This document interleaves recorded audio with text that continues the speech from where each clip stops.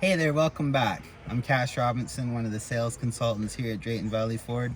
We have some more features on our Edge ST I'm going to go over with you guys today. Wireless charging pads are very common in vehicles nowadays and can be very handy if you know how to use them.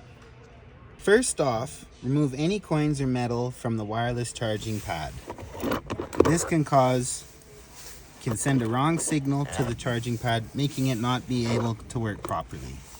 Turn on your Ford vehicle or turn on accessory mode. You'll turn on accessory mode just by pushing the push button once.